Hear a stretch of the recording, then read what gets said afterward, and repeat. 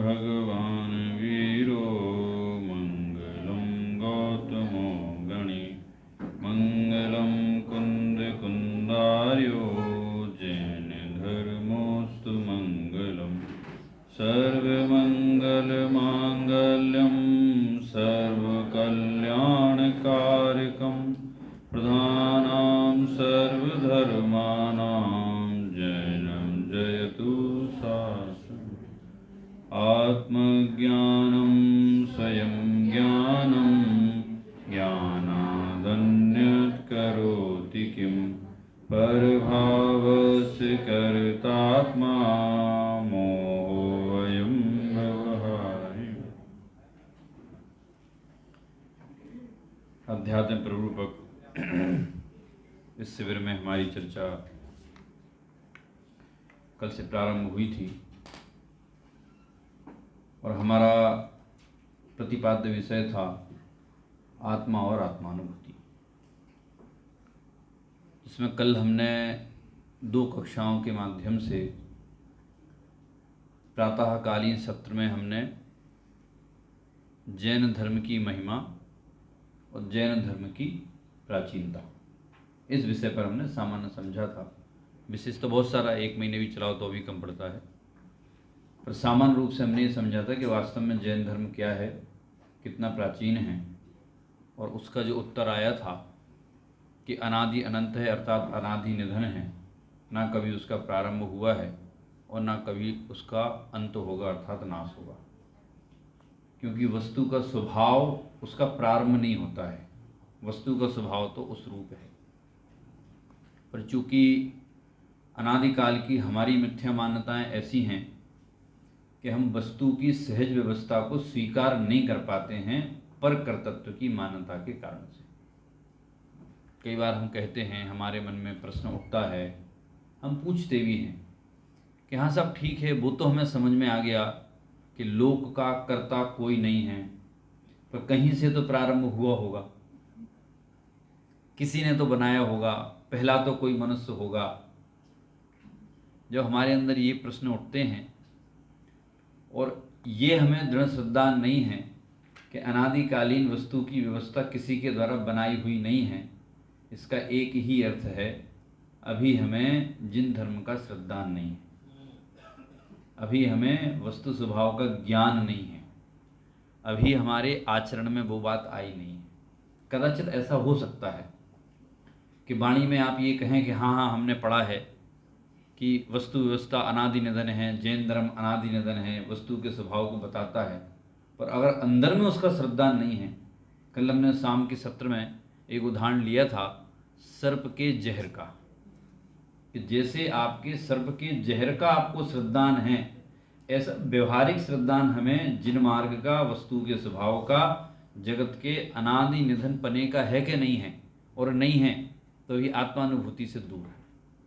कहावत है ना लोग की कि दिल्ली अभी दूर है, बस ऐसे ही आत्मा की अनुभूति अभी दूर है। क्यों?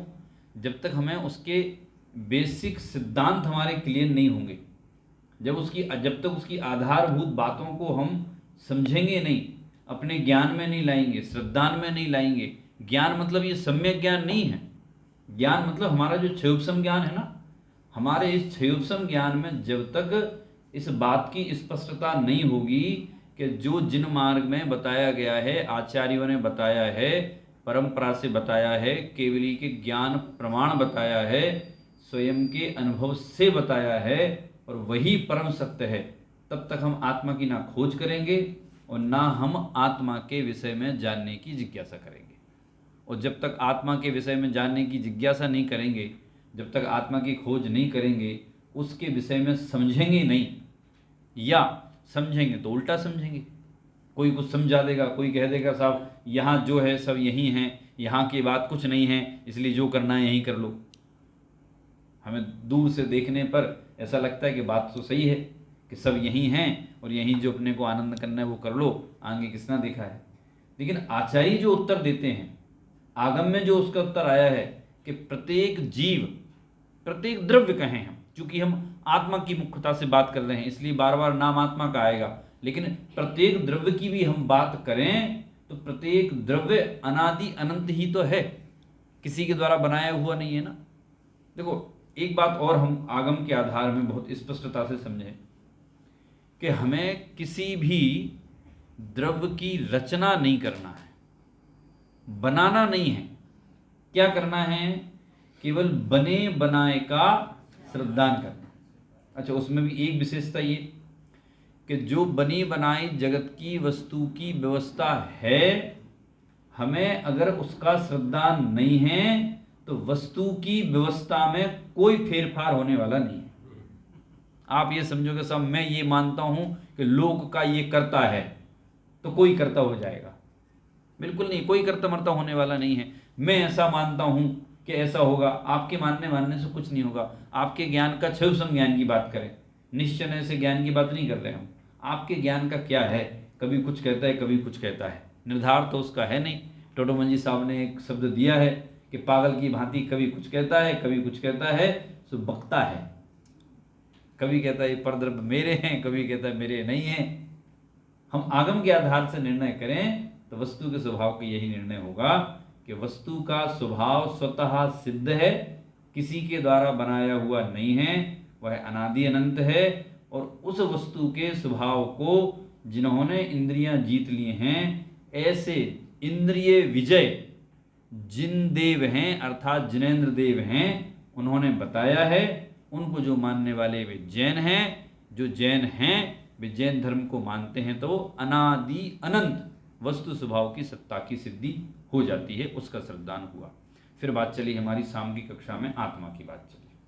आत्मा के विषय में हमने विस्तार से चर्चा की थी, अभी और उसी की चर्चा करेंगे हम कि पहले बेसिक किस में चर्चा आई आत्मा की, यदि ये श्रद्धान नहीं होगा।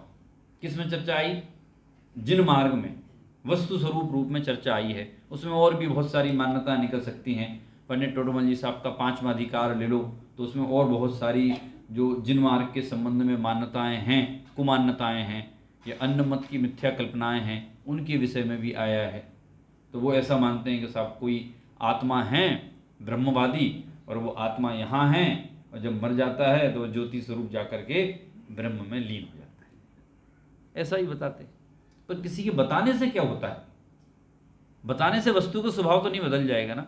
ये मई चल रहा है और आप बल जोरी से या किसी कारणों से अगस्त मान लो तो क्या अगस्त हो जाएगा? आप मान कुछ भी सकते हो, मानने से कौन रोक सकता है? और मानने की ही तो बुराई है, करने की बुराई है कहाँ? वस्तु में तो परिवर्तन हुआ नहीं। आप मान लो कि साहब ये मई नहीं है, ये जुलाई है, और यहाँ बैठा बैठा हर व्यक्ति बोल सकता है, या तो गाफिल होकर बोल सकता है या दबाव में बोल सकता है, और उससे क्या हो जाएगा? जुलाई हो जाएगी कि मई रहेगा? वस्तु के स्वभाव को अज्ञान के कारण से जीव विपरीत मानता है। इसका अर्थ ये बिल्कुल नहीं है कि जीव विपरीत मानता है तो विपरीत हो जाएगा वो। लेकिन समस्या कहाँ आती है? दो दोस्तों में शर्त लग गई। क्या शर्त लगी? एक बोला 2 2 4 होते हैं, एक बोला 2 2 5 होते हैं।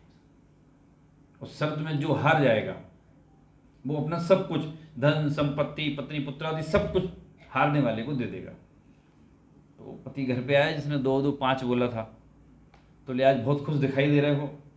बोले कल अपन करोड़पति बनने वाले हैं। बोले कैसे? बोले अपने दोस्त से मैं शर्त लगा के आया हूँ, वो कहता है कि 2 2 4 होते हैं और मैं कहता हूँ कि 2 2 5 होते हैं। तो धर्मपत्नी बोली कि आज आखिरी दिन है, अच्छे से खाना खा लो मेरे हाथ का। बोले क्यों? आखिरी दिन क्यों है? कल कहाँ जा रही है तू? बोले कल तुम सर हार जाओगे, तो ये सब संपत्ति तो दोस्त के पास चली जाएगी, हमें भी वो दास बना लेगा वो। तो खाना खाते हुए क्या बोला वो कि मुझे पता है 2 2 4 होते हैं, पर मैं मानूंगा तभी तो 4 होंगे। मैं तो 5 ही मानूंगा और 5 ही कहूंगा, फिर मैं कैसे हारूंगा बताओ? ऐसी अज्ञानी में हालत हमारी हो रही है। हमें पता है, गुरुदेव श्री ने अभी बताया, ग्रहित अग्रहित मिथ्यात्व बताया है, अज्ञान बताया, ये परद्रव्य के तुम करता नहीं हो, सब बातें पता तो हमें हैं, लेकिन हम मानेंगे तब तो मोक्ष जाएंगे। हम मानेंगे नहीं तो मोक्ष कैसे जाएंगे हम? यही हाल हो रहा है हमारा भी। हम मान नहीं रहे हैं। ऐसा नहीं है कि हम जान नहीं रहे हैं, जानना तो हो रहा है पर मान नहीं रहे हैं। तो हमारी वो आत्मा के संबंध में श्रद्धान नहीं है। क्या श्रद्धान नहीं है? बहुत कॉमन सी बात है। मैं आज हूं और कल मैं रहूंगा और मैं कल था, ये श्रद्धान नहीं है हमें ये श्रद्धान है अज्ञान भाव से कि सब आज हैं, कल का तो पता नहीं, रहूंगा कि नहीं रहूंगा। मैं देह की अपेक्षा से बात नहीं कर रहा हूं, चेतन तत्व की अपेक्षा से बात कर रहा हूं। क्योंकि जब हमें ये श्रद्धान हो जाता है कि मैं कल था, मैं आज हूं और मैं आगे भी रहूंगा, तो आकुलता नहीं होती है ना। और कल हमने बात की थी ना, आकुलता होने का मेन कारण क्या? मरण नहीं है, सब जम गया है। क्या अब नए कहीं जाओ तो फिर जमाना पड़ेगा, तो उससे कह दिया जाए कि चिंता मत करो, वहां भी आपको हम जमे जमाई व्यवस्था कर देंगे, स्वर्ग में कुछ जमाना नहीं पड़ेगा, तो चल जाएगा। क्यों चल जाएगा? क्योंकि वहां विषय भोग है।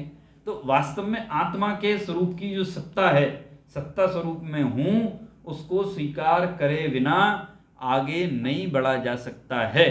इसलिए पहले आत्मा की सत्ता को स्वीकार करना कि मैं आत्मा हूं, मैं अनादि अनंत हूं, मेरा नाश नहीं किया जा सकता है, मैं स्वपर प्रकाशक हूं, मैं चेतनत्व स्वभाव वाला हूं, मैं अमूर्तिक हूं, मैं ज्ञानानंद स्वभावी हूं, मैं अनिर्दिष्ट हूं, मैं संस्थान आदि के भेद आदि से रहित हूं, मैं अशब्द हूं।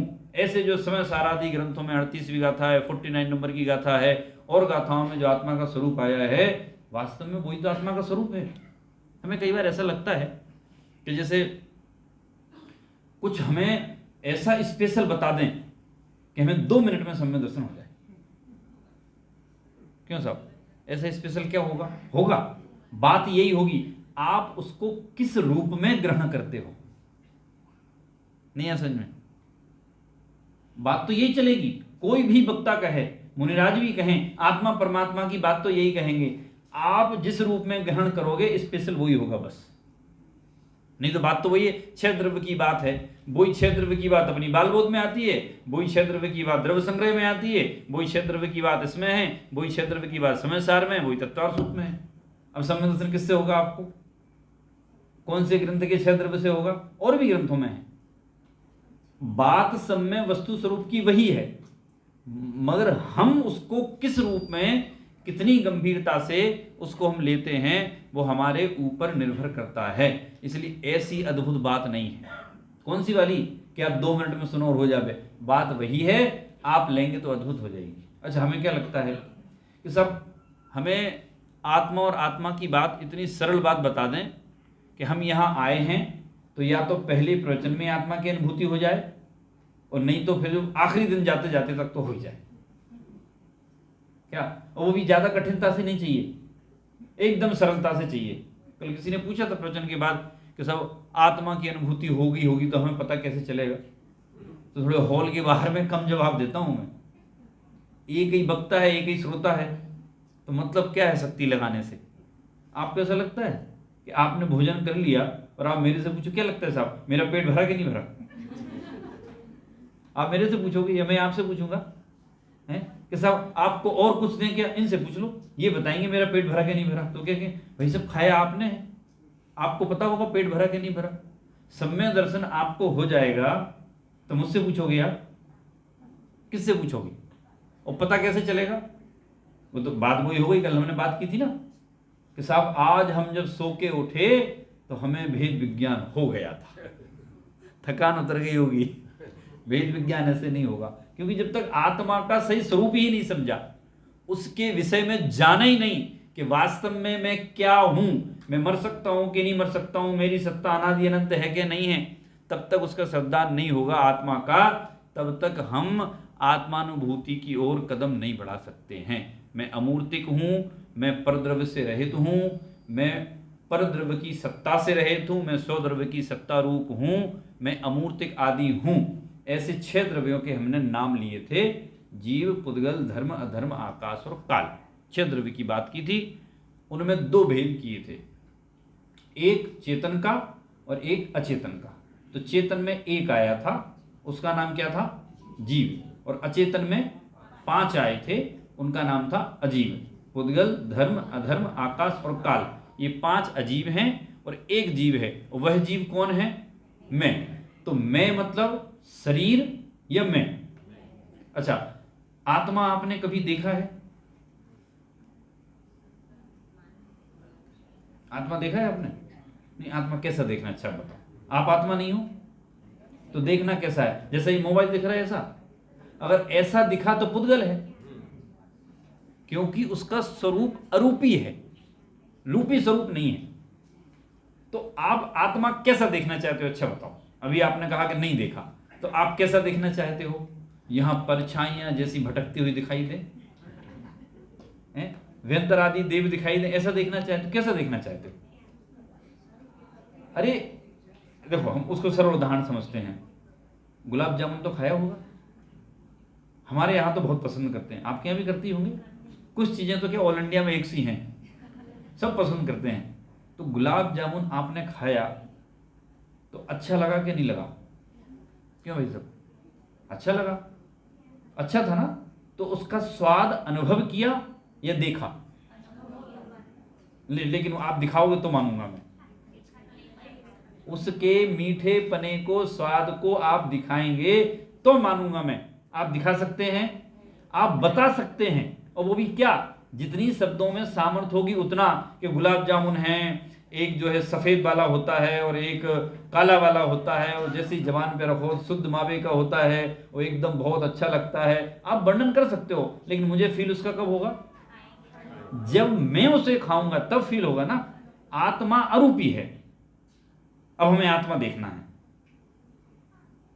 अरूपी आत्मा को मुझे देखना है। कैसे देखोगे आप? अनुभव करोगे। चलो, किसकी आत्मा का अनुभव करोगे? अपनी आत्मा का या अपना? अपनी आत्मा में परायापन हो गया। कैसा? जैसे मेरा ये मोबाइल, तो मोबाइल अलग हो गया और मैं अलग हो गया। अपनी आत्मा नहीं, मैं आत्मा, क्योंकि मेरा स्वभाव क्या है? ज्ञान दर्शन चेतना स्वभाव वाला हूं, अरूपी स्वभाव वाला हूं, अगंध स्वभाव वाला हूं, सौदेह प्रमाण वाला हूं, शरीर स्त्री हूं।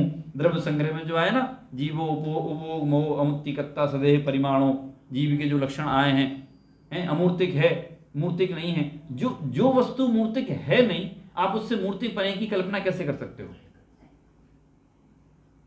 वो बात तो सही है, फिर भी दिख जाता। अरे दिख जाएगा तो पुद्गल हो जाएगा ना, दिख जाएगा तो पुद्गल हो जाएगा।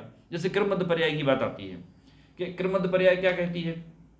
कि जो होना है सो निश्चित है, केवल ज्ञानी ने गाया है।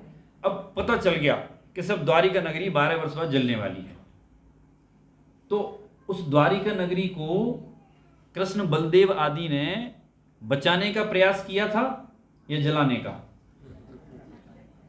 काय का था? विकल्प बचाने का था, कार्य तो जलाने का ही हो रहा था। नहीं है समझ में? कैसे हो रहा था?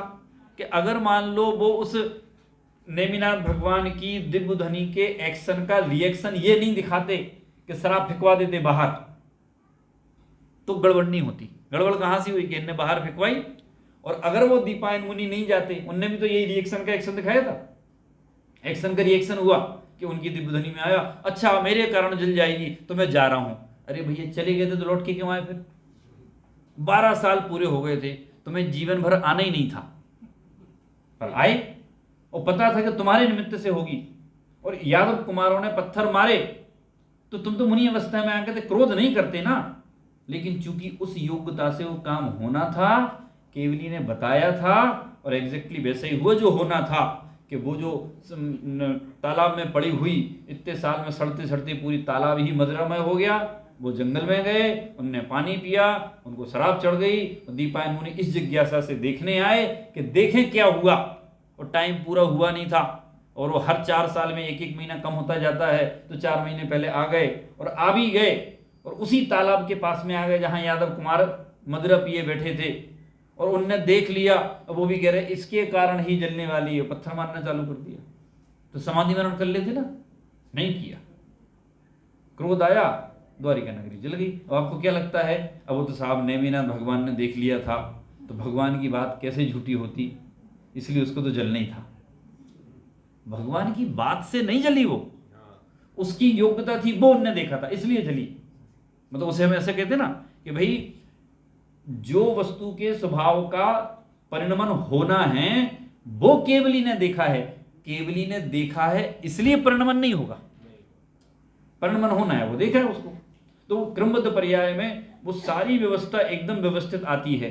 तो अब हमें ऐसा लगता है कि उसमें से हम कुछ बदल सकते होते तो, कि श्री कृष्ण और बलदेव ने बदलने का विकल्प ही तो किया था, पर वास्तव में उस घटना के वे सहायक बने। तो आप कहोगे साहब ऐसे तो हम कुछ बदल नहीं सकते हैं कि परद्रव्य में तो आप कुछ नहीं बदल सकते हो, और स्वद्रव्य में भी सीमाएं हैं। क्या मेरे पास आगम ज्ञान 328 किलो है, थोड़ा ज्यादा हो गया है, 100 किलो दान देना चाहता हूं, बोलो कौन लेगा? अब एक साथ नहीं दूंगा, सबको अलग अलग आधा आधा किलो 1-1 किलो बांटूंगा कि सब हम तो ले लेंगे, आप दे पाओगे? वो ऐसा नहीं है। स्वद्रव्य में भी सीमाएं हैं।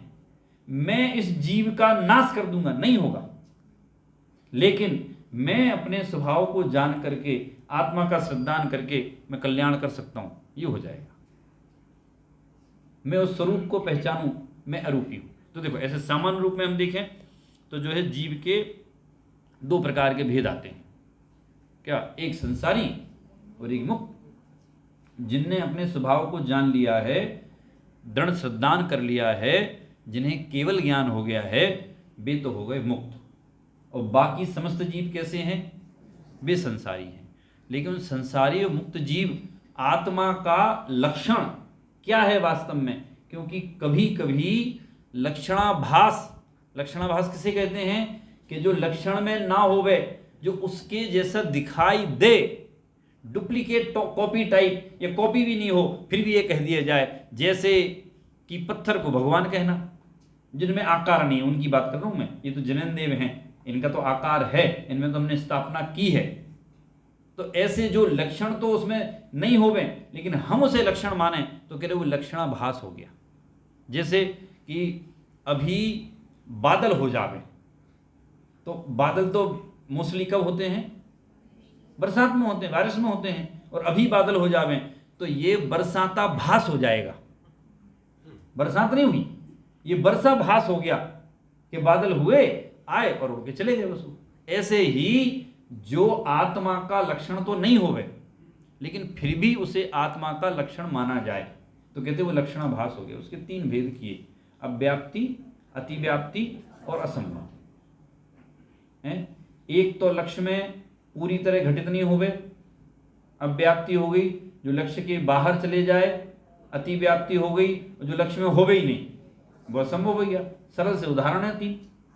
कि अव्याप्ति का उदाहरण हुआ कि जीव का स्वभाव केवल ज्ञान है, तो सब जीवों में नहीं होता है वो केवल ज्ञान। स्वभाव मतलब जीव केवल ज्ञान वाला है, तो जीव केवल ज्ञान वाला है, अनंत सिद्ध केवल ज्ञानी हैं, लेकिन सब जीव केवल ज्ञानी नहीं है, तो पूरी तरह घटित नहीं हुआ लक्ष्य पर, तो अव्याप्ति हो गई वो। अतिव्याप्ति, लक्ष्य के बाहर जाना, जैसे जीव का लक्षण अरूपी होना, अमूर्तिक होना, पर अमूर्तिक तो अन्य द्रव्य भी है, इसलिए जीव का लक्षण ये नहीं बनेगा। और तीसरा असंभव, कि जीव मूर्तिक है, दिखने वाला है, यह असंभव दोष हो गया। तो इन दोषों से रहित हम जब जीव को जानेंगे, चूंकि प्रकरण आत्मा की पहचान का चल रहा है, प्रकरण चल रहा है आत्मा का, कि आत्मा कैसा है, तो कह रहे वह अव्याप्ति, अतिव्याप्ति और असंभव इन दोषों से रहित है। कि सब फिर आत्मा कैसा है? कि जीव उपयोगवान है, जीव चेतनावान है, ज्ञान दर्शन चेतना सहित है, जानता देखता है, सुख दुख का अनुभव करता है, अनिर्दिष्ट संस्थान वाला अर्थात उन संस्थान आदि से रहित है। 100 देह प्रमाण भी जीव है, क्योंकि अंतिम देह प्रमाण रहता है ना, सिद्ध होता है, या जिस देह में जाए तो उस देह में रहता है, सिद्ध है जीव, संसारी है जीव है। तो ये जीव के लक्षण हैं, और ये पूरी तरह जीव पर घटते हैं, अन्य द्रव्यों पर ये लक्षण घटित नहीं होते। क्यों? पुद्गल का परमाणु संसारी है कि मुक्त है? पुद्गल का परमाणु केवल ज्ञान वाला है कि नहीं? अन्य द्रव्य आदि चेतन स्वभाव वाले हैं कि नहीं? और चेतन स्वभाव वाला कौन है? और जीव कौन है? मैं। श्रद्धान किसका करना है? देखो, जानना तो कॉमन रूप से दोनों को है। किसको जानना? सौ को भी जानना और पर को भी जानना। लेकिन अपनापन सौ में होना और ये पर है ऐसा जानना, इसका नाम वास्तव में जानना है। जैसे आपके पास जो है उसका नाम भी मोबाइल है और मेरे पास जो है उसका नाम, अंतर क्या है दोनों में? है इतना ही अंतर है कि सब ये किसका है? ये मेरा है, और जो आपके पास है आपका है। तो जाना तो दोनों को, लेकिन इसको मैं अपनेपन से जानूंगा, अपनत्व से जानूंगा। और आपको कैसे जानूंगा? जैसे मान लो यहाँ 5-7 मोबाइल रखे हो, तो मैं अपना तो फटाफट उठा के जेब में रखूंगा, फिर आपसे क्या बोलूंगा? जिस जिसके हो वो अपना उठा ले, कि सब ये अच्छा है, आपने अपना उठा लिया और बाकी सबके छोड़ दिए। तो मैं दूसरे के उठा के करता क्या? क्योंकि वो तो दूसरे के, मैं उनको जान तो सकता हूं पर उसमें अपनापन नहीं कर सकता हूं। अच्छा मान लो ऐसा हो कि जिस कंपनी का आपका है सेम मेरा भी वही है, वही कवर चढ़ा है, और आपका मोबाइल मैंने ले लिया और पता चल गया दोनों को गलती से बदले गए हैं। अब ठीक है साहब, एक ही कंपनी तो है, मेरा आप रख लो, आपका मैं रख लेता हूँ, है ऐसा होगा? संभव नहीं होगा। तो वो सब एक साथ दिखने के बाद ही बदला जाएगा ना। ऐसे ही ये सब एक से तो दिखेंगे लक्षण आदि, लेकिन वास्तव में जो अस्तित्व रूप में तो पुद्गल द्रव्य का भी अस्तित्व है, धर्म द्रव्य का भी अस्तित्व है और मेरा भी अस्तित्व है। उनका अस्तित्व जानने लायक है और मेरा अस्तित्व श्रद्धान करने लायक, मानने लायक। तो हमें किसको जानना है? स्वभाव को जानना है, स्वयं खुद को जानना है। अच्छा ये बताइए, सम्यक दर्शन प्राप्त करना है या सुखी होना है? एक चुनना, दो मत चुनना। बोलो, सम्यक दर्शन चाहिए या सुखी होना है? क्यों साहब? राजू भाई, तो सम्यक दर्शन का क्या करेंगे फिर? आत्मा का अनुभव चाहिए या मोक्ष जाना है? क्या चाहिए? आत्मा का अनुभव नहीं चाहिए? पहले आत्मा का अनुभव आएगा, पहले मोक्ष आएगा? और पहले आत्मा का अनुभव आएगा कि आत्मा आएगा? और पहले आत्मा आएगा कि आत्मा समझ में आएगा? तो वही तो समझ रहे हैं, आत्मी तो समझ रहे हैं कि मेरा लक्षण तो ज्ञान दर्शन चेतना वाला है। केवल ज्ञान स्वभाव है, केवल ज्ञान जीव का लक्षण नहीं है। केवल ज्ञान स्वभाव वाला जीव है, लेकिन केवल ज्ञान जीव का अर्थात ये पर्याय के प्रकट रूप है ना, उस लक्षण से नहीं जाना जाएगा। जीव लक्षण से जाना जाएगा, चेतन से। क्यों? लक्षण ऐसा बनाया जाएगा जो सर्वांगीण घटित हो, कहीं भी वो टूटे नहीं, उसमें दोष नहीं आवे। निगोदिया जीव चेतन स्वभाव वाला है कि नहीं? और मैं और सिद्ध चेतन स्वभाव वाले हैं। जो स्वरूप में सावधान है वो हर जगह सावधान रहता है। युगल जी के मुझे एक वाक्य याद आया कि जैसे आप घर में कोई काम करते हैं सब्जी आदि बनाने का, तो चाकू छूट गया मान लीजिए आपसे कहीं रखा हुआ, तो युगल जी ये कहते थे कि जिस जीव को, मोक्षु जीव की बात कर रहे थे, कि जिस जीव को इस बात की सावधानी नहीं है कि चाकू जिस स्थान पर रखा होना चाहिए था उसी स्थान पर रखे, वो सम्यक दर्शन कैसे करेगा? कि सब इसमें वो सम्यक दर्शन का क्या लेना देना है? क्या लेना देना है? आप चाकू पड़ा हुआ छोड़ देंगे तो धारदार चाकू है, किसी बच्चे ने उठा लिया, अपने हाथ पैर काट लिए, आपका पैर पड़ गया, कोई गिर गया, लाइट चली गई, अंधेरा हो तो हानि हो सकती है। तो तुम जब उतने से काम में सावधान नहीं हो तो स्वरूप में सावधानी कैसे होगी? तो फिर आप कहोगे अच्छा ठीक है साहब, हम कल से घर की साफ सफाई बहुत अच्छी रखेंगे, तो सम्यक दर्शन हो जाएगा। कह रहे नहीं, सम्यक दर्शन तो आत्मा को जानने से ही होगा, उसके स्वरूप को सिद्ध करने से ही होगा। इसलिए अव्याप्ति, अतिव्याप्ति और इन असंभव आदि दोषों से तो रहित है। 38वें गाथा में क्या कहा? अमिक को खलु शुद्धो, मैं शुद्ध हूँ, बुद्ध हूँ, चेतना गुण सहित हूँ, मैं ज्ञानानंद स्वभाव हूँ, किंचित मात्र भी पर पदार्थ मेरे नहीं हैं। उससे मिलती जुलती गाथा जो है 72वीं गाथा की, अरस अरूप अगंधम 49 नंबर की गाथा गई, उसमें भी कि मैं अरस हूँ, अरूप हूँ, अगंध हूँ, मैं इन सबसे रहित हूँ। ये किसकी बात चल रही? आत्मा की। और आत्मा कौन है? मैं चेतना गुण सहित हूँ। और कौन? निगोदिया, मैं सिद्ध, देव कौन? अच्छा, 4 गतियों में से सबसे ज्यादा प्रसन्नता हमें जिस गति में जाने में हो वो गति कौन सी है?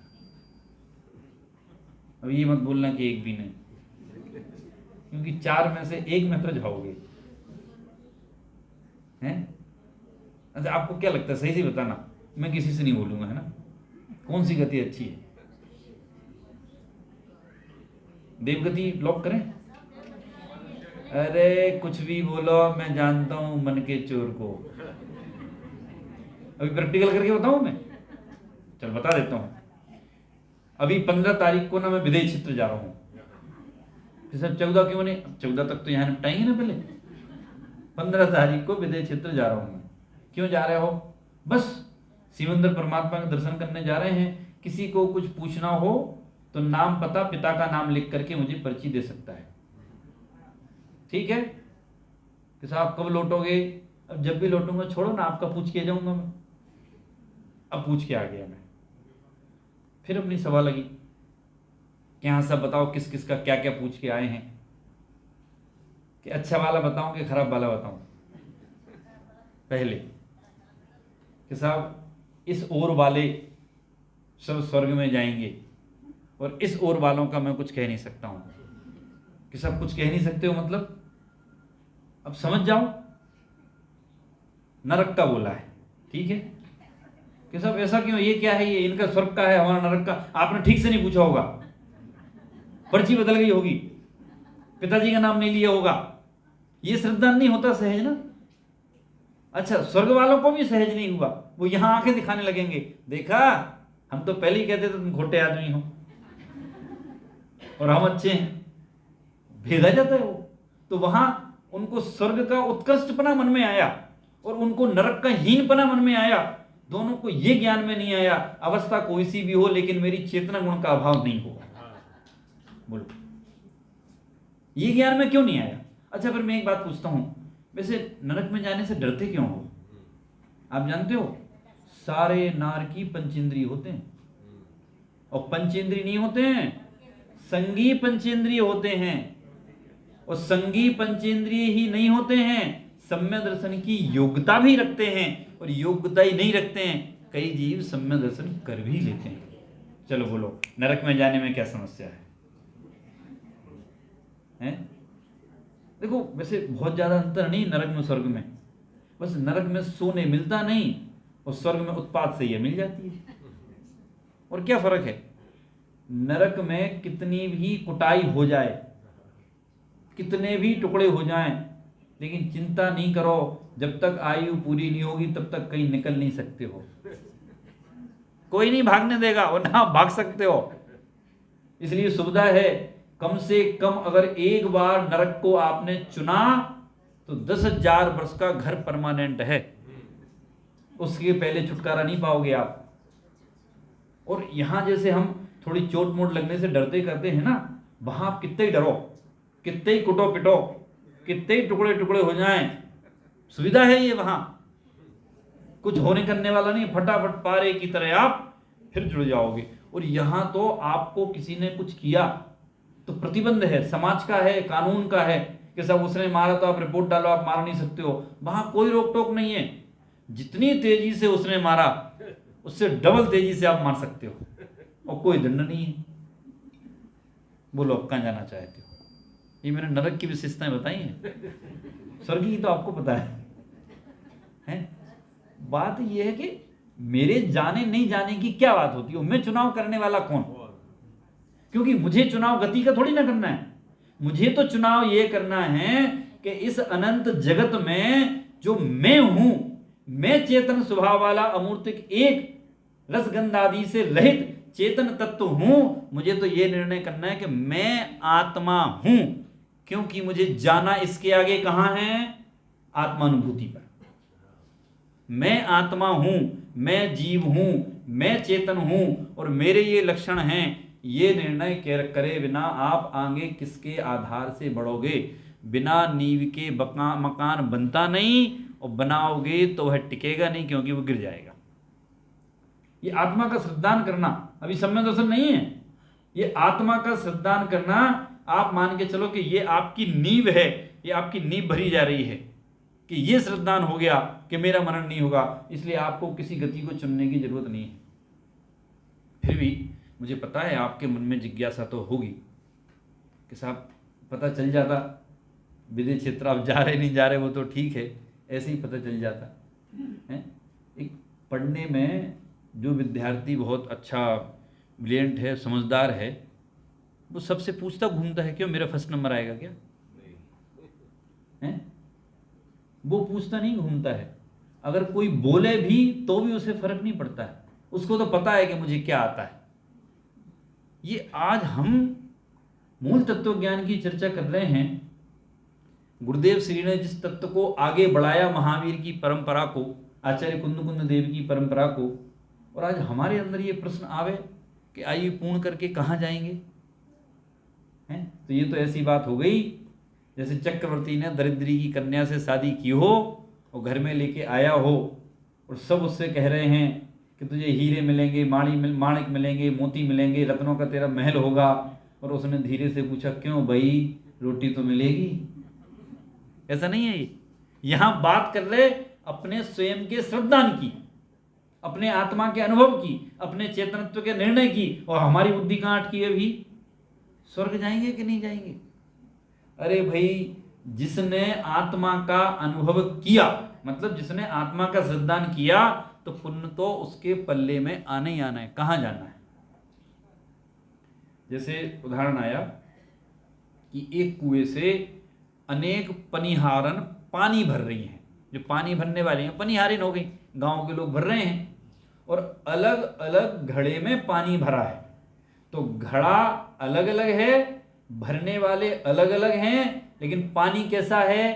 एक है। ऐसे ही मैं भले ही अनादिकाल से आज तक अनंत पर्यायों में रहा, लेकिन उन सब अनंत पर्यायों में मैं कैसा हूं? मैं एक ही हूं, मैं नहीं बदला। पर्याय भले ही बदल गई हों, और बदल क्या गई हों, पर्यायों का काम क्या है? बदल जाना। आपका नाम क्या है? भावेश भाई। इनको विचार आ गया कि ये नाम अच्छा नहीं है, मुझे बदलना है, तो आपने भावेश का जो भी नाम बदलवा लिया आपने। तो फिर आप क्या हो? जो नाम बदला वो, ये जो था वो। फिर आज भावेश है, मान लो जिनेश रख दो, चलो कि सब आपको जिनेश अच्छा लगता है, जिनेंद्र देव से मैच करता है इसलिए, और आपने नाम रख लिया जिनेश भावेश की जगह। तो आप क्या हो? जिनेश हो कि भावेश हो? हैं? कोई भावेश बोलता है, कोई जिनेश बोलता है। अब 60 साल बाद नाम बदलो, मेरे ख्याल से सरकार में तो प्रावधान नहीं है 60 साल की बात के है। 20 साल का तो मुझे पता है कि 20 साल में तो आप बदल सकते हो कुछ कोर्ट मोट के ऑर्डर लेके, 60 साल का नहीं पता है। क्या ठीक है, जो बदल लिया। तो आपका नाम कौन सा? आप कौन हो? भावेश हो कि जिनेश हो? अच्छा, ये पहचान किसकी है? पहले ये सोचो, ये भावेश और जिनेश की पहचान किसकी है? शरीर की है कि आत्मा की है? और मैं कौन हूं? मैं चेतन शुद्ध आत्मा हूं, तो मेरी पहचान नहीं है, तो नाम कुछ भी हो उससे क्या फर्क पड़ता है? लेकिन मैं अज्ञान के कारण से शरीर से अपनी सत्ता मानता हूं, उसको छुड़ाने की हम बात कर रहे हैं कि मैं ऐसा नहीं हूं। मैं ज्ञान दर्शन स्वभावी एक हूं, अरूपी हूं। मैं इन सब पर द्रव्यों से भिन्न हूं, अनिर्दिष्ट हूं, अगंध हूं, अरूप हूं। और आचार्य एक शब्द प्रयोग करते हैं, हे भव्य जीव। कितना करुणा में संबोधन है, हे भव्य जीव, तू अरस है, अरूप है, अगंध है, और तू जो है मात्र अपने ज्ञान मात्र में रहने वाला है और कहीं जाने वाला नहीं। अब अनेक अवस्थाएं होती हैं, ये तो आत्मा की बात आई। अभी मैं शुद्ध आत्मा की बात नहीं कर रहा हूं, अभी मैं किसकी बात कर रहा हूं? चींटी जीव है कि नहीं, और मैं जीव हूं कि नहीं, और अरिहंत भगवान जीव हैं कि नहीं, और सिद्ध भगवान जीव हैं कि नहीं, इनमें अंतर बताओ। जीवत्व पने की अपेक्षा तो कोई अंतर किसी में नहीं है। अभी तो हम उस जीवत्व पने की बात कर रहे हैं कि जीव पने की अपेक्षा कोई भी अंतर नहीं है। कोई हीनपना और कोई भी किसी प्रकार का उत्कृष्टपना वास्तव में नहीं है, क्योंकि मैं मात्र ज्ञान दर्शन चेतना वाला हूं, इसके सिवाय और कुछ भी नहीं हूं। तो आत्मा का लक्षण क्या बना? ज्ञान दर्शन चेतना उपयोग वाला, मैं उपयोग वाला हूं, मैं जानता हूं, मैं देखता हूं, वास्तव में ये ही मैं हूं। ज्ञान उपयोग और दर्शन उपयोग, ऐसे इसके दो भेद होते हैं, एक सविकल्प रूप है, एक निर्विकल्प रूप है। लेकिन वो भेद मेरे ही हैं, मैं ज्ञान वाला हूं, अन्य ज्ञान वाला और कोई नहीं है। आत्मा के और भी पर्यायवाची शब्द आते हैं। सबसे छोटा शब्द जो आत्मा का है वो क्या है पता है आपको? आत्मा का नाम सबसे छोटा, बताओ अब क्या हो सकता है? ये भी बड़ा है कि सब इससे छोटा क्या होगा? बोलो। ज्ञान भी नहीं, सबसे छोटा छोटा छोटा ज्ञा, बड़ा ज्ञा नहीं, ज्ञा मतलब क्या होता है? ज्ञा धातु होती है, जानने के रूप में प्रयोग होती है। जिसका स्वभाव जानने का है वो ज्ञा है, वो भी आत्मा है। बोलो, सबसे छोटा नाम है आत्मा का ज्ञा। आत्मा भी है, जीव भी है, प्राणी भी है, ज्ञाता भी है, शरीरी भी है, देह भी है। और जीव को एक नाम से और जाना जाता है आत्मा को, पता कौन से? जंतु। ये जीव का नाम है, वो होंगे कि सब वहां जीव जंतु होंगे। अरे हम भी जंतु ही है, जहां जीव को भी जंतु कहते हैं, ये भी जंतु है। जंतु किसे कहा? सिद्ध को जंतु नहीं कहेंगे, लेकिन उसमें भी ध्यान रखना, जो चतुर्गति परिभ्रमण करता है उसको जंतु की संज्ञा दी है, सिद्ध को नहीं दी है। तो हम जंतु हैं कि नहीं? अच्छा, दोनों को जोड़ दो, जीव जंतु, तो हम जीव जंतु हैं कि नहीं? हैं? शर्माते क्यों हो ना? ग्रंथ में लिखा है ना, जीव जंतु हो ना। लेकिन यदि चार गति से पार हो जाओगे तो जीव जंतु नहीं रहोगे। तो आत्मा के एक नाम जीव जंतु भी है। आत्मा को अग्र के नाम से भी जाना जाता है। आत्मा को अग्र कहते हैं, और अग्र शब्द का अर्थ होता है कि आत्मा ही ऐसा है जो जानता है, निरंतर परिणमन करता है, अर्थात आगे आगे आगे आगे जाता है, उसे अग्र कहा जाता है। तो आत्मा का एक नाम अग्र भी है, जंतु भी है, जीव भी है, आत्मा भी है, चेतन भी है, उपयोग वाला भी है। और आत्मा पुल्लिंग है, तो आत्मा को पुरुष कहते हैं। तो उसमें कोई भेद ही नहीं है, न पुरुष का, न स्त्री का, न नपुंसक का, और न गति का, क्योंकि आत्मा पुरुष वाचक ही है, इसलिए पुरुष है। और आत्मा को पुमान भी कहते हैं, क्योंकि आत्मा पवित्र है, अर्थात मैं पवित्र हूं। और समय सार में समय नामक आत्मा, आत्मा को समय भी कहा है, वो तो है ही, चेतन तो सबने सुना ही है। तो ऐसे ये सब किसके नाम हैं? मेरे नाम हैं। मैं किससे समझूं? कि जिससे समझ सको उससे समझ लो, पर समझ जरूर लो। क्या समझ लो? कि वह आत्मा कौन है? वह आत्मा मैं हूं। इस गति के आगे अगली गति में आप किस गति में जाना चाहते हैं या किस गति में जाएंगे? अभी अपन ने चार गति की बात की थी ना, चार ऑप्शन है आपके पास, स्वर्ग, नरक, मनुष्य और त्रियंच। तो मैंने प्रश्न किया था कि सबसे अच्छी गति कौन सी है?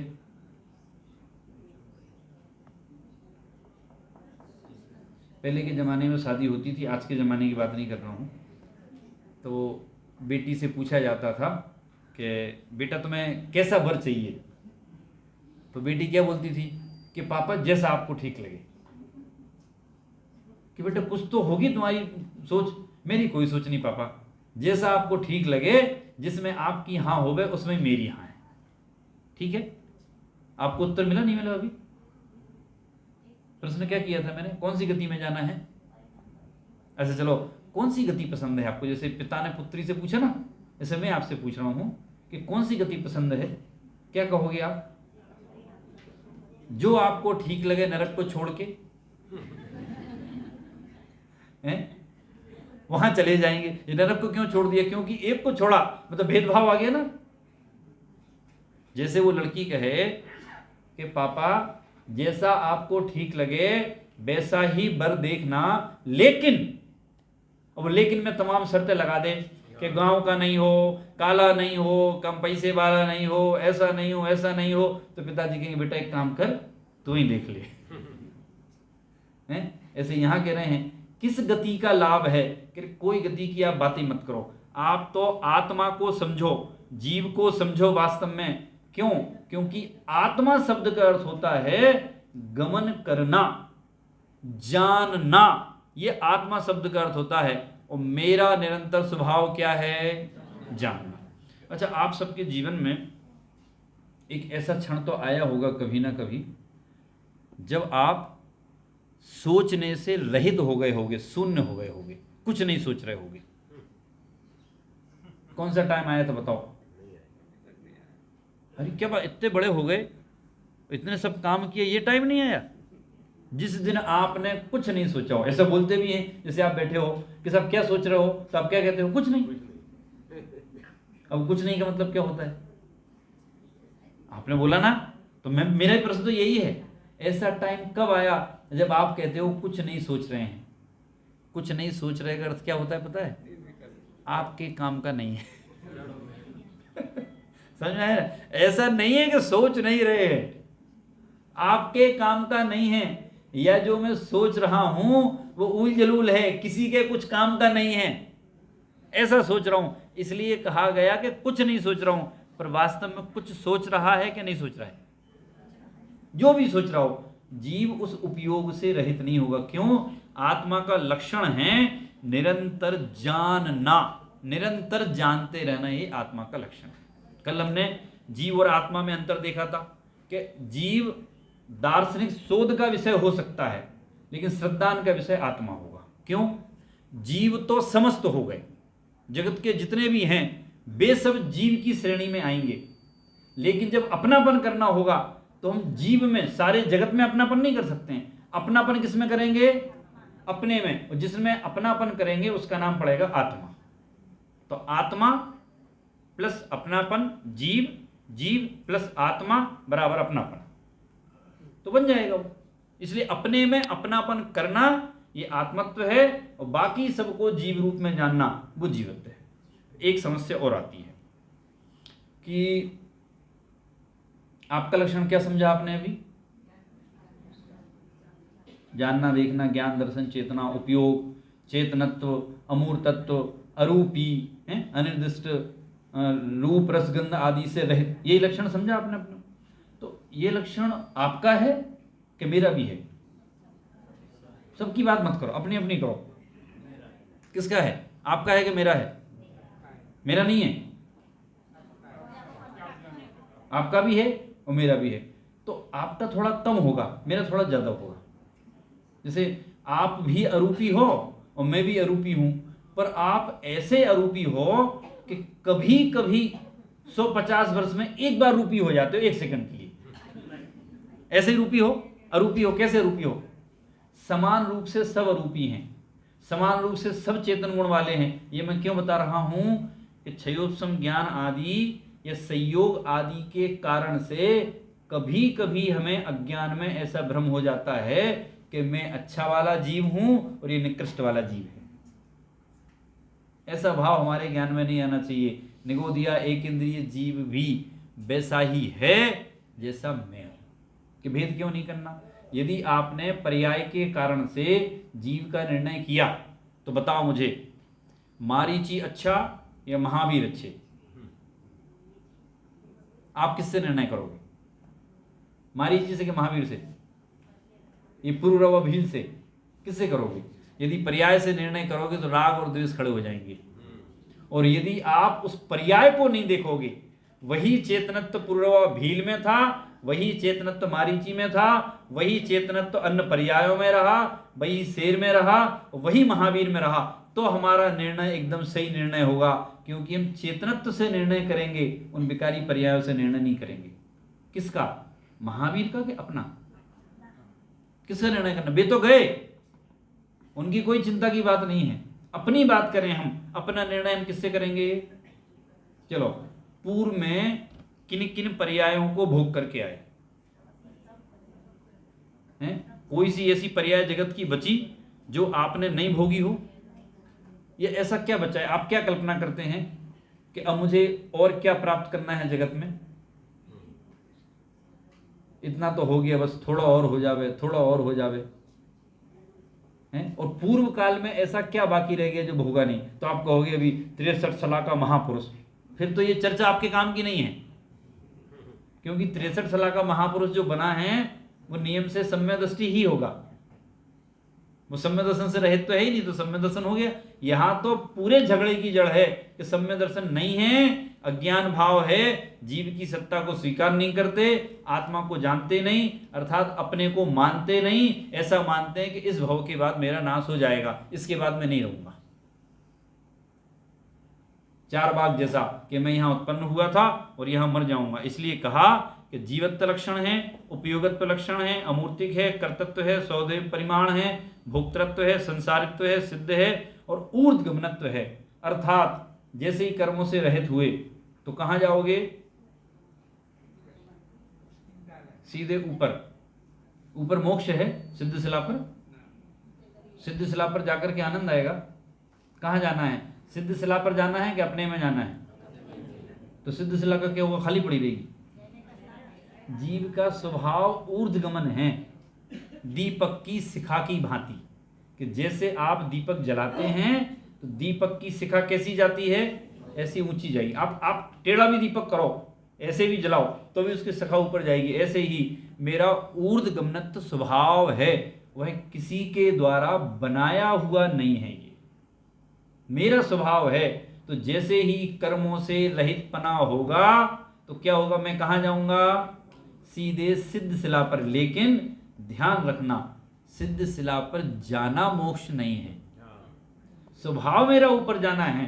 क्यों? कभी ऐसा हो सकता है, इसकी बात चलिए तो, कि जैसे यहां से जीव सीधा गमन करके सिद्ध शिला पर जाएगा, पर दो चार जीव धोखे से लोक के बाहर निकल गए हों, लोकाकाश के बाहर। लोकाकाश का नक्शा बना ना, वो ऐसा हाथ रखा हुआ, तो दो चार जीव लोकाकाश के बाहर चले गए हों। ऐसा हुआ कभी? ऐसा हो सकता है? ऐसा कोई करने वाला नहीं है, वो सहज में स्वभाव ऐसा है कि जो जीव सिद्ध बन गया ना, अनंत सामर्थ्य का धनी बन गया ना, वो लोक और अलोक को जान सकता है, लेकिन लोक के बाहर जाने की सामर्थ्य नहीं है। क्यों? ये जीव के स्वभाव में है ही नहीं। जीव के स्वभाव की सामर्थ्य तीन लोक तीन काल को, लोक अलोक को जानने की है, उसके बाहर जाने की नहीं। ये सब केवली भी इतने असमर्थ हैं कि जहां जो कार्य नहीं हो सकता है वहां तो असमर्थ हैं। केवली भगवान, हम उनको ऐसे घटा लेते हैं कि राजा ऋषभदेव ने पहले दीक्षा ले ली और केवल ज्ञान की प्राप्ति हो गई, और भरत चक्रवर्ती जो है यहाँ युद्ध लड़ रहे थे, तो चलो वो तो सम्यक दृष्टि थे, पर जो उनकी सभा में व्यक्ति थे, वे व्यक्ति उनसे कहते कि हे भगवान, हम तो गृहस्थ अवस्था से ही आपके एकदम परम भगत हैं, अब आप केवली हो गए हो तो आप हमें 200 ग्राम सम्यक दर्शन दे दो, बाकी हम कर लेंगे। मिल जाएगा। केवली भगवान से बात कर रहे और किसी से नहीं, जिनके पास केवल ज्ञान है, तीन लोक को जानने का भंडार है, और पूरा 1 किलो नहीं मांगा, कितना मांगा? 200 ग्राम मांगा। मिलेगा कि नहीं मिलेगा? केवली भगवान मिल सकते हैं। क्यों?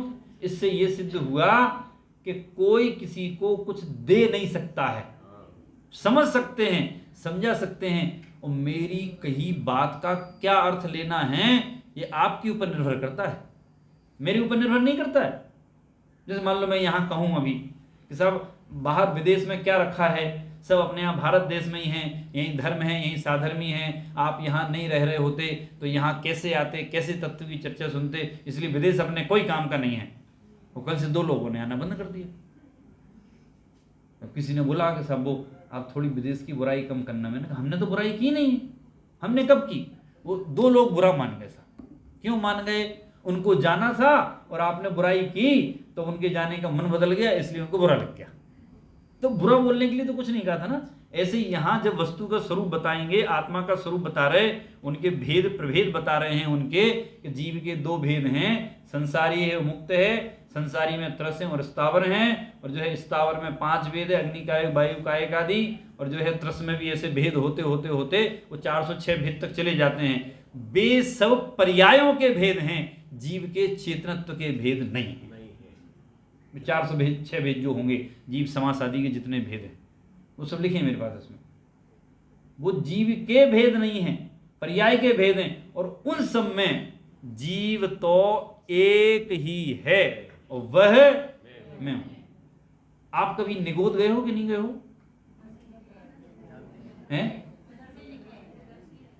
हाँ, उधर से एक बार गए हो कि नहीं गए हो? गए होगे। आगे जाने के विचार है? अरे ये मना क्यों कर दिया? क्या निगोद में क्या कमी है? चुपचाप पड़े रहो सो के। क्या एक इंद्री बन जाओ, कोई कुछ कहने वाला नहीं, सुनने वाला नहीं। आप पता है निगोदिया में कैसी सामर्थ होती है? वे सिद्ध शिलाप तक जा सकते हैं क्या? और उनके शरीर की ऐसी सामर्थ है, वज्र भी उनको नहीं रोक सकता है। चलो बोलो क्या विचार है निगोद बनने का? अरे ये हमारे विचार करने से कुछ नहीं, ये विकल्प भी छोड़ दो। मैंने कल बताया था ना कि आप ज्यादा ये विकल्प करते हो कि मुझे ये व्यायाम करना है, फलाना करना है, ठिकाना करना है। अरे हमारा शुद्ध सात्विक भोजन जीवन इतना अच्छा है कि आप सुबह शाम आधा घंटे घूमो, उतने में काम हो जाएगा। ज्यादा विकल्प करके कहाँ अपना उपयोग भ्रष्ट करके अध्यात्म से उपयोग को हटाते हो? इतनी से उपयोग रखो बस, इससे ज्यादा रखने की जरूरत नहीं है। ऐसे ही मैं किस गति में जाऊंगा, कब जाऊंगा, क्या जाऊंगा, ये इतने सारे विकल्प करने की आपको जरूरत नहीं है। जहां चले जाओगे वहां चले जाओगे। वैसे तो सब स्वर्ग ही जाएंगे, ये आगम प्रमाण से बात कर रहा हूं कि स्वर्ग जीव पुण्य के उदय से प्राप्त करता है। पर कोई धोखे से एक आध दो कोई नरक में चले गए तो चिंता मत करो, मैं क्लास लेने आ जाऊंगा। बस आप सुनने को तैयार रहना हैं? शुक्रवार नहीं, असुर कुमार क्यों बनेंगे हम? क्या बात कर रहे हो? मतलब गजब हो गया। मतलब स्वर्ग पहुंचाया मैंने और हम असुर कुमार बनेंगे, वो भी तत्व ज्ञान सुना के। अरे बेमैने के ही बनेंगे हम भी, हम क्यों असुर कुमार बने हैं? हम लड़ाने थोड़ी है कि सब वो दो चार जी पता चल जाते कौन से हैं। अरे एक भी नहीं है भाई, इतना विकल्प करने की जरूरत नहीं है। मैं तो इसलिए कह रहा हूं कि हमें ये निर्णय हो गया आगम के आधार से कि मैं स्वर्ग जाऊंगा, तो भी आपको उसका विकल्प करने की जरूरत नहीं है। अरे चले जाओगे ना, क्या फर्क पड़ना है? हम तो अपने शुद्ध आत्मा को प्राप्त करने की बात कर रहे हैं। हम तो केवल ज्ञान प्राप्त करने की बात कर रहे हैं, स्वभाव में जाने की बात कर रहे हैं। इस स्वर्ग बीच में कहां से आ गया? और आ गया तो आ जाए, मुझे उससे क्या लेना देना है? आप राजा के बेटे को अंगूठी का लालच दो तो उसे आपकी महिमा आएगी। वो कहेगा भाई साहब ऐसी अंगूठियां तो हमारे यहाँ भर भर के पड़ी हैं कमरे में, सोने के ढेर लगे हैं, क्या लालच देते हो? ऐसे ही शुद्धात्म रूपी राजा को लंच मात्र स्वर्ण के स्वर्ग की अंगूठी का लालच दें तो आप प्रसन्न हो जाओगे। उसकी प्रसन्नता की जरूरत नहीं है, मुझे अपने चेतनत्व की आवश्यकता है। वास्तव में जो है जो 406 भेद भी आगम में जीव के भेद गिनाए हैं, एक इंद्रिय के 72, विकलेंद्रिय के 9, पंचेंद्रिय के 42, मनुष्य के 13, देवों के 172 और नारकियों के 98, ऐसे 406 भेद गिनाए हैं। वे भी वास्तव में पर्याय के ही भेद हैं, चेतन के भेद नहीं हैं, जीव के भेद नहीं हैं। जीव तो एकमात्र है, जो चेतन उपयोग वाला है वह मैं हूं और मुझे उतना ही श्रद्धान करना है। अब शाम को हम जीव के इसी भेद पर थोड़े आगे बढ़ के अंतरात्मा, बहिरात्मा, परमात्मा, यहां से चर्चा हम प्रारंभ करेंगे, तो उसको आगे और हम समझेंगे। आज की बात यहीं समाप्त।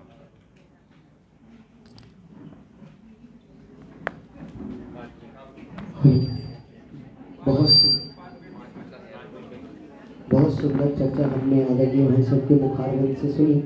मेरा स्वभाव